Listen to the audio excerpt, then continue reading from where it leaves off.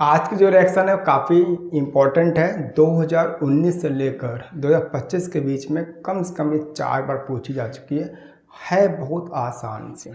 और आसान है तो आप भी आसान तरीके से चैनल को सब्सक्राइब कर लीजिए, अगर नए हैं तो बिल्कुल पुश कर लीजिए। टाइम टू टाइम मिलते रहे और ऐसे वीडियोस जो है लगातार रिएक्शन के मिलते रहेंगे।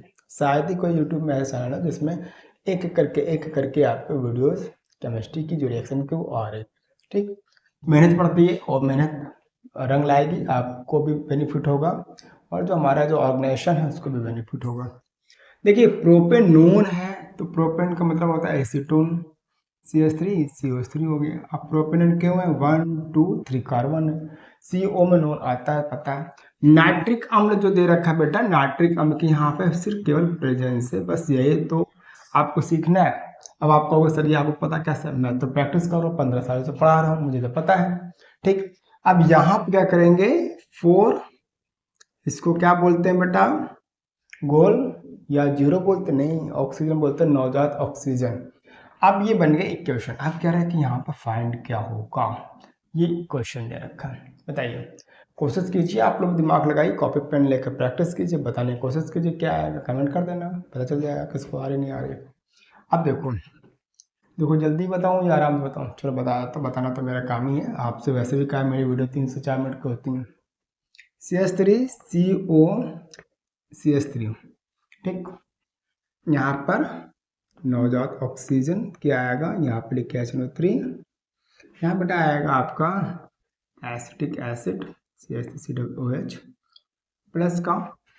अब देखिए CH3 CO दे रखा है, बाकी यहाँ से लिए यहाँ से लिए, क्या आएगा? CO2 और प्लस का H2। बस रिएक्शन हो गई। अब रिएक्शन करने के बाद क्या करना होता है बेटा? नाम लिखना बहुत जरूरी होता है। यहाँ चाहो एसीटोन लिख दीजिए। क्वेश्चन आ सकता है एसीटोन की क्रिया नाइट्रिक अम्ल के साथ होती है। अब जो बच्चे फॉर्मूला नहीं याद करते वहाँ दिक्कतें आती है कि अरे ये प्रोपेन तो पढ़ा ही नहीं गया, अरे ये मैंने सीखा ही नहीं, पेपर में तो आ गया। तो ध्यान रखना कि एसीटोन को प्रोपेनोन भी बोलते हैं। ठीक, क्लियर हो गया। अब नवजात ऑक्सीजन नाइट्रिक एसिड से यहाँ बेटा नाम लिखिए एसिटिक अम्ल। इस तरीके से आप क्वेश्चन सॉल्व कर सकते हो।